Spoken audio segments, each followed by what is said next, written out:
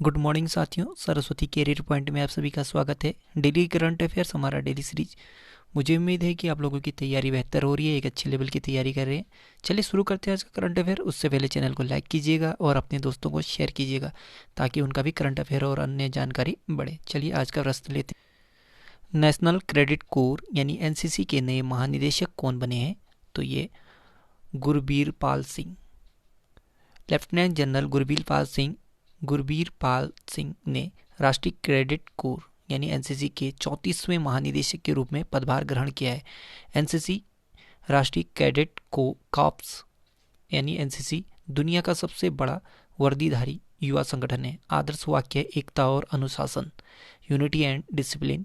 मुख्यालय नई दिल्ली में है। महानिदेशक गुरबीर पाल सिंह है। टॉप 5 महानिदेशक देखें तो आईटीबीपी के महानिदेशक हैं संजय अरोड़ा। बीएसएफ के महानिदेशक हैं पंकज कुमार सिंह। नागरिक उड्डयन सुरक्षा ब्यूरो के महानिदेशक हैं नासिर कमल। ऑल इंडिया रेडियो के महानिदेशक हैं एन वेणुधर रेड्डी। राष्ट्रीय डोपिंग विरोधी संस्था के महानिदेशक हैं सिद्धार्थ सिंह लोंगजाम। 100 ग्रैंड प्रिक्स जीतने वाले पहले फार्मूला 1 रेसर कौन बने हैं? तो ये लुइस हैमिल्टन बने हैं। 7 बार के विश्व championship Lewis Hamilton Ledo Norris को पीछे कर पहले फार्मूला 1 रेसर बन गए हैं जिन्होंने अपने कैरियर के 100 ग्रैंड प्रिक्स जीती हैं। उन्होंने 26 सितंबर 2021 को रूसी ग्रैंड प्रिक्स में जीत के साथ यह उपलब्धि अपने नाम की है। लुइस हैमिल्टन मर्सिडीज के रेसर हैं और ब्रिटेन के रहने वाले हैं। 2021 में ग्रैंड प्रिक्स विजेता के नाम देखें तो पुर्तगाल ग्रैंड प्रिक्स 2021 लुइस हैमिल्टन ने जीती है। Emilia Romagna Grand Prix 2021 Max Verstappen ने जीता है। और बहरीन ग्रैंड प्रिक्स 2021 ये लुइस हैमिल्टन ने जीता है इसे। Spanish grand Prix 2021 Lewis Hamilton और मोनाको ग्रैंड प्रिक्स 2021 ये मैक्स वेरस्टेपेन ने जीता है। किस राज्य की जुड़ीमा राइस वाइन को जीआई टैग प्रदान किया गया? तो ये जुड़ीमा राइस वाइन को ये असम का है। ठीक है। असम की डिमासा जनजाति की घर में बनी चावल की शराब जुड़ीमा भौगोलिक संकेत यानी जीआई टैग हासिल करने वाली पूर्वोत्तर में पहली पारंपरिक शराब बन गई है। यह वाइन स्टिकी राइस से बनती है जिसे स्टीम्ड और पारंपरिक जड़ी बूटियों के साथ मिलाकर बनाया जाता है। इस वाइन का एक अलग ही मीठा स्वाद होता है और इसे तैयार होने में लगभग 1 सप्ताह का समय लगता है और इसे सालों तक स्टोर किया जा सकता है। असम राजधानी दिसपुर। हेमंत बिस्वा शर्मा मुख्यमंत्री हैं। जगदीश मुखी राज्यपाल हैं। सुधांशु धूलिया मुख्य न्यायाधीश हैं। असम के Kaziranga national park, Nameri national park, Manas national park, Dibru Saikhowa national park, Orang national park, Raimona वन्य अभ्यारण्य, देहांग पटकई वन्य जीव अभ्यारण्य, ये सभी असम के महत्वपूर्ण नेशनल पार्क हैं। माजुली द्वीप असम में ब्रह्मपुत्र नदी पर स्थित दुनिया की सबसे बड़ी नदी द्वीप है। असम के लोहित नदी पर स्थित भूपेन हजारिका पुल, इसे ढोला सदिया पुल भी कहते हैं। इसकी लंबाई है 9.15 किलोमीटर। ये भारत का सबसे लंबा पुल है। एक सींग वाले गैंडे के लिए प्रसिद्ध काजीरंगा नेशनल पार्क असम में स्थित है। बिहू असम राज्य का प्रसिद्ध त्यौहार है। असम के 2 पड़ोसी देश हैं भूटान और बांग्लादेश। असम के लोकसभा सीट 14 हैं, राज्यसभा 7 और विधानसभा की 126 सीटें हैं। असम के 7 पड़ोसी राज्य हैं पश्चिम बंगाल, मेघालय, त्रिपुरा, मणिपुर, नागालैंड, अरुणाचल प्रदेश और मिजोरम। असम के हवाई अड्डे का नाम है लोकप्रिय गोपीनाथ बोरदोलोई अंतर्राष्ट्रीय हवाई अड्डा, ये गुवाहाटी में स्थित है। टॉप 5 जीआई टैग देखें तो नागा खीरा, ये नागालैंड का खीरा एक सब्जी है, सलाद है। ठीक है, इसे जीआई टैग दिया। बिलो क्रिकेट बैट, ये कश्मीर का है, इसे भी जीआई टैग दिया गया है। और सरभजा और सरपुरिया, ये पश्चिम बंगाल के 2 मिठाइयाँ हैं, इन्हें भी जीआई टैग दिया गया है। कांटेदार बैगन, ये बेल्लोर का है, तमिलनाडु के आसपास, और इसे भी जीआई टैग दिया गया है। शाही लीची, ये बिहार का है और इसे भी भौगोलिक संकेत यानी जीआई टैग दिया गया है। विश्व रेबीज दिवस कब मनाया गया है? तो ये 28 सितंबर को। रेबीज एक विषाणु जनित बीमारी है जो कुत्तों के काटने से होता है। ये एक जूनोटिक बीमारी है जो जानवरों से इंसानों में फैलती है। विश्व रेबीज दिवस प्रतिवर्ष 28 सितंबर को मनुष्यों और जानवरों पर रेबीज के प्रभाव के बारे में जागरूकता बढ़ाने, बीमारी को रोकने और रेबीज को नियंत्रित करने के प्रयास के बारे में जानकारी और सलाह देने के लिए मनाया जाता है। पहली बार विश्व रेबीज दिवस 28 सितंबर 2007 को मनाया गया था। यह 15वां संस्करण था 2021 में, और इस 2021 का थीम है रेबीज तथ्य डर नहीं, रेबीज फैक्ट नॉट फेयर। ठीक, सितंबर माह के महत्वपूर्ण दिवस देखें तो 18 सितंबर को अंतर्राष्ट्रीय तटीय सफाई दिवस मनाया जाता है। 18 सितंबर को ही विश्व जल निगरानी दिवस मनाया जाता है और 18 सितंबर को विश्व बांस दिवस मनाया जाता है।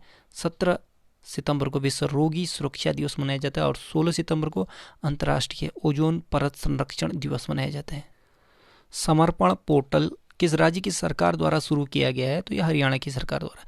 हरियाणा के मुख्यमंत्री मनोहर लाल ने पंडित दीनदयाल उपाध्याय और देवीलाल की जयंती पर समर्पण पोर्टल और हुनर ऐप को लॉन्च किया है।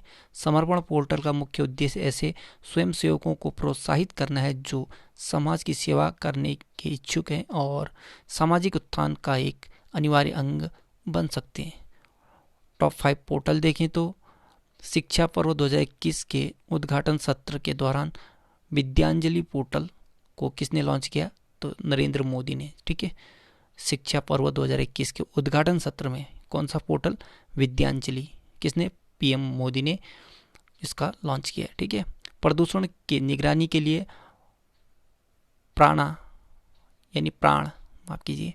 प्रदूषण के निगरानी के लिए प्राण नामक पोर्टल भूपेंद्र यादव ने लॉन्च किया है। ई श्रम पोर्टल ये श्रम और रोजगार मंत्रालय द्वारा शुरू किया गया है।